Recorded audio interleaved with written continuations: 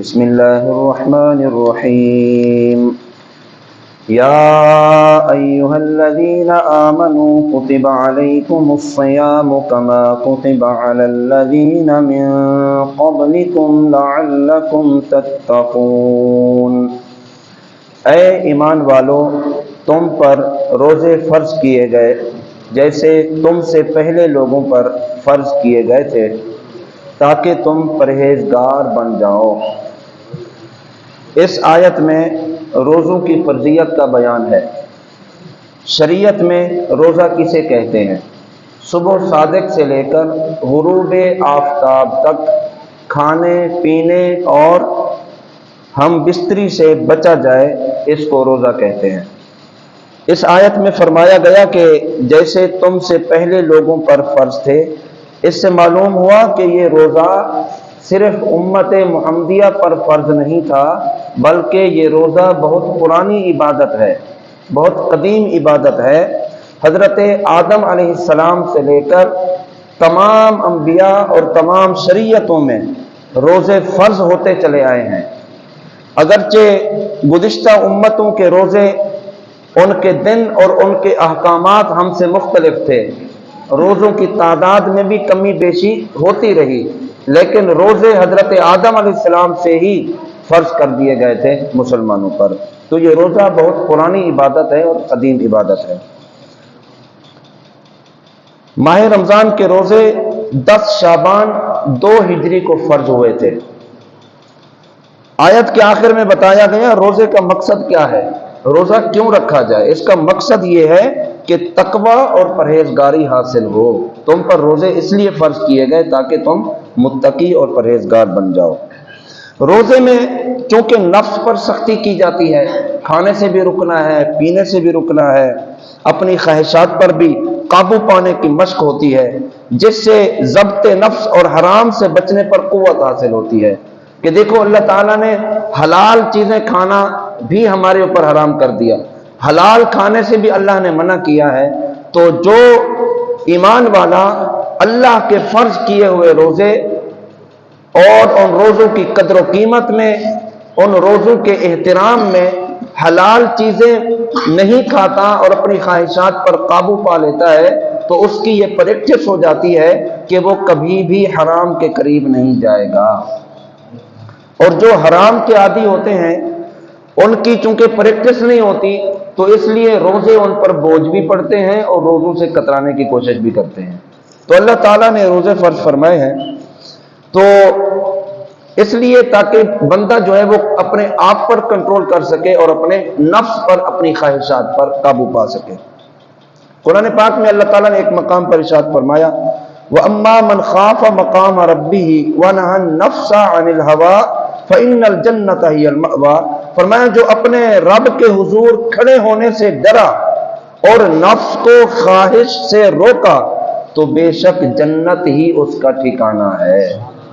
تو اللہ کا ڈر، اللہ کا خوف اور اپنے نفس پر قابو پانا، اپنی خواہشات کو روکنا اللہ کے ڈر کی وجہ سے، یہ بڑی کامیابی والی بات ہے۔ جو شخص یہ پریکٹس کر لیتا ہے، فرمایا اس کا ٹھکانہ جنت ہی ہے۔ حضرت عبداللہ ابن مسعود رضی اللہ تعالیٰ عنہ، آپ سے روایت ہے، رسول کریم صلی اللہ علیہ وسلم نے ارشاد فرمایا اے جوانوں، تم میں سے جو کوئی نکاح کی طاقت رکھتا ہو وہ نکاح کرے، کیونکہ یہ اجنبی عورت کی طرف بری نکاح سے بہتر ہے، نکاح کر لینا، اور شرمگاہ کی حفاظت کرنے والا ہے۔ اور فرمایا جس میں نکاح کرنے کی استطاعت نہ ہو وہ روزے رکھے، اور یہ روزہ شہوات کو کاٹنے والا ہے۔ روزہ شہوات کو کاٹنے والا، ظاہر ہے جب کھانا پینا کی پابندی ہوگی، نفس کو کنٹرول کرنے کا حکم دیا گیا، خواہشات پر قابو پانے کا حکم دیا گیا ہے، تو اس سے نفس قابو میں آتا ہے اور شہوات کٹتی ہیں۔ ایاما معدودات فمن كان منكم مريضا أو على سفر فعدة من أيام أخر وعلى الذين يطيقونه فدية طعام مسكين فمن تطوع خيرا فهو خير له وأن تصوموا خير لكم إن كنتم تعلمون۔ गिनती के चंद दिन हैं, तो तुम में जो कोई बीमार हो या मुसाफिर हो तो उतने रोजे और दिनों में रखे, और जिन्हें इसकी ताकत ना हो उस पर एक मिस्कीन का खाना फिदिया है। फिर जो अपनी तरफ से नेकी ज्यादा करे तो वो उसके लिए बेहतर है, और अगर तुम जानो तो रोजा रखना तुम्हारे लिए ज्यादा बेहतर है। सुभान अल्लाह। फर्ज रोजे गिनती के हैं, यानी सिर्फ माह रमजान के 29 दिन होंगे या 30 दिन होंगे, 30 दिनों से ज्यादा तुम्हारे ऊपर रोजे फर्ज नहीं है। तो ये 30 दिन गिनती के दिन है, ये पता ही नहीं चलता कि ये 30 दिन गुजर ही जाते हैं। लिहाजा घबराने की जरूरत नहीं, बल्कि ये जहन में रखो कि जिस रब ने तुम्हें 11 माह खिलाया और पिलाया, तमाम चीजें तुम्हारे ऊपर हलाल फरमाई हैं, अगर एक माह सिर्फ दिन के वक्त में खाने पीने से वो मना फरमा दे और फाके में भी तुम्हारे जिस्म, तुम्हारे रूह, तुम्हारे जाहिर व बातिन और तुम्हारी दुनिया और आखिरत का फायदा हो, तो फिर ये फायदा उठा लेना चाहिए, खसारे में मुब्तला नहीं होना चाहिए।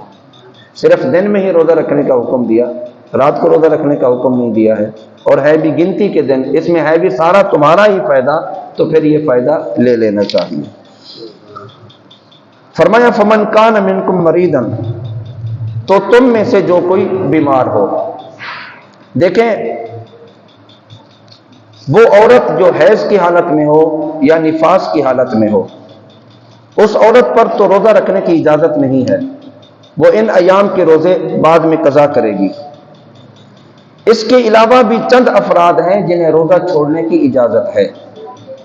इस आयत मुबारक में बतौर खास बीमार और मुसाफिर को रुख्सत दी है, लेकिन ये याद रखें कि मुसाफिर कौन सा है, कितनी हद तक का वो मुसाफिर हो रोजा छोड़ सकता है। उसकी हद ये है कि वो 3 दिन की मुसाफत के लिए घर से निकल रहा हो, यानी आज के दौर में 92 किलोमीटर या इससे ज्यादा के सफर करने का इरादा रखता हो और सुबह सादिक से भी पहले वो घर से निकल चुका हो, तो ऐसे शख्स को रोजा छोड़ने की इजाजत है। लेकिन जब उसका सफर खत्म होगा, माह रमजान मुकम्मल होगा, तो जितने रोजे उसने छोड़े होंगे उन रोजों की कज़ा करनी होगी। मरीज को भी रुख्सत है, जबकि उसे रोजा रखने से मर्ज की ज्यादती का खौफ हो या हलाक होने का अंदेशा हो तो वो रोजा छोड़ दे और बाद में ममनू अयाम के अलावा इस रोजों की कज़ा करेगा। अलबत्ता ये बात याद रखें, हर मरीज को रोजा छोड़ने की इजाजत नहीं है।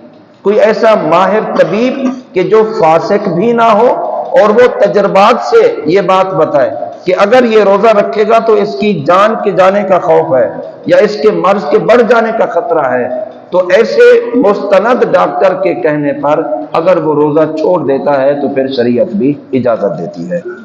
लेकिन जितने रोजे छूटेंगे जब सेहतमंद होगा, फिर उन रोजों की कज़ा उसको करना लाजिम होगी। रोजे की रुख्सत के चंद अहम मसाइल, जो फिलहाल बीमार ना हो लेकिन मुसलमान माहिर तबीब कहे कि अगर वो रोजा रखने से बीमार हो जाएगा तो रोजा छोड़ने की इजाजत है। इसी तरह हामला खातून या दूध पिलाने वाली औरत अगर रोजा रखने से अपनी या बच्चे की जान का खतरा हो या उसके बीमार हो जाने का अंदेशा हो तो वो भी रोजा छोड़ सकती है, लेकिन जब उसे फिर फुर्सत मिलेगी उन रोजों की कज़ा करेगी। जिस मुसाफिर ने तुलुए फजर से पहले सफर शुरू किया हो उसको रोजा छोड़ने की इजाजत है, लेकिन अगर सफर तुलुए फजर के बाद करना है, यानी मैंने 8 बजे निकलना है, 7 बजे निकलना है, जनाब 9 बजे मैंने सफर के लिए निकलना है, तो उस शख्स को रोजा छोड़ने की इजाजत नहीं है, बल्कि वो रोजा रखेगा। आगे फरमाया फिदियातुन तुआम मिस्कीन, एक मिस्कीन का फिदिया। फिदिया किस पर है? शेख फानी। शेख फानी किसे कहते हैं? ऐसा बूढ़ा शख्स के जिसके तंदुरुस्त होने की उम्मीद ना हो, यानी ज्यादा उम्र के अफराद कि उनकी कमजोरी बढ़ती जा रही है या उनका मर्ज बढ़ता जा रहा है और ऐसी सेहत हो गई है कि अब उम्मीद नहीं कि ये ताकतवर होगा या रोजे की ताकत रख सकेगा, उसे शरीयत में शेख फानी कहते हैं। तो ऐसे बंदे को रोजा छोड़ने की इजाजत है, वो रोजा छोड़ेगा लेकिन एक एक रोजे पर वो फिदिया अदा करेगा। جس طرح اس وقت 2024 میں فطرانہ ایک بندے کا فطرانہ 300 روپے ہے، تو فدیہ بھی ایک روزے کا 300 روپیہ ادا کرنا ہوگا۔ جتنے روزے وہ چھوڑے گا 300 روپے ایک روزے کے اعتبار سے اس کو فدیہ ادا کرنا ہوگا۔ فمن تطوع خیرا فهو خیر اللہ، پھر جو اپنی طرف سے نیکی زیادہ کرے تو وہ اس کے لیے بہتر ہے۔ یعنی فدیے کی مقدار تو مخصوص ہے، لیکن اگر کوئی اس فدیے کی مقدار سے زیادہ دینا چاہے اپنی خوشی سے تو تب بھی شریعت اجازت دیتی ہے، جتنا راہ خدا میں دیں گے اتنا ثواب ملے گا اور اجر فائدہ ہوگا۔ بعض صحابہ کرام نے نماز کے خشوع و خضوع میں فرق پڑنے پر پورے باغ اللہ کی راہ میں صدقہ کر دیے۔ جب نماز کے اندر باغ کا خیال آیا، اپنے مال کا خیال آیا، تو انہوں نے کیا کیا؟ پورا باغ صدقہ کر دیا۔ نہ باغ ہوگا نہ ہی اس طرف خیال جائے گا۔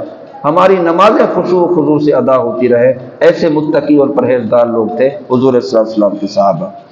تو یہاں یہ مسئلہ یاد رہے، مسافر ہو یا مریض ہو، روزہ رکھنے کی اگرچہ اجازت نہیں، لیکن زیادہ بہتر یہ ہے کہ اس کو روزہ رکھ لینا چاہیے۔ روزے کے طبعی فوائد، بڑے اہم فائدے ہیں روزے رکھنے کے۔ روزہ رکھنے سے معدے کی تکالیف اور اس کی بیماریاں ٹھیک ہوتی ہیں، نظام ہضم بہتر ہوتا ہے، روزہ شوگر لیول کرتا ہے، کولیسٹرول بلڈ پریشر میں اعتدال لاتا ہے، اور اس کی وجہ سے دل کا دورہ پڑنے کے خطرات بہت کم ہوتے ہیں۔ روزے کے دوران خون کی مقدار میں کمی ہو جاتی ہے، اور اس کی وجہ سے دل کو انتہائی فائدہ اور انتہائی آرام پہنچتا ہے۔ روزے سے جسمانی کھچاؤ، ذہنی تناؤ، ڈپریشن اور نفسیاتی امراض کا خاتمہ ہوتا ہے۔ روزہ رکھنے سے موٹاپے میں کمی واقع ہوتی ہے اور اضافی چربی سے ختم ہوتی ہے۔ روزہ رکھنے سے بے اولاد خواتین کے ہاں اولاد ہونے کے امکانات کئی گنا بڑھ جاتے ہیں۔ اس کے علاوہ بھی روزے کے بے شمار فضائل ہیں۔ اللہ تعالیٰ نے ہم پر روزے فرض فرمائے ہیں، اللہ تعالیٰ توفیق عطا فرمائے اس فرض کو کبھی بھی قضا نہ کریں۔ جن لوگوں کو رخصت دی ان کے لیے بھی فرمایا وَأَن تَصُومُوا خَيْرٌ لَكُمْ، یہ رخصت تو ہے، بیمار کے لیے بھی رخصت ہے، مسافر کے لیے بھی، شیخ فانی کے لیے بھی رخصت ہے، لیکن آخر میں فرمایا اگر تم روزہ رکھ لو تو یہ تمہارے لیے اور زیادہ بہتر ہے، کیونکہ ماہ رمضان کا ایک روزہ چھوڑنا اس کی قضا میں ساری زندگی آپ روزے رکھتے رہیں، ایک روزے کی قضا کی اس لیول کو یا اس ثواب کو نہیں پہنچ سکتا ہے۔ اللہ تعالی ہم سب کو عمل کی توفیق عطا فرمائے۔ وما علینا الا البلاغ المبین۔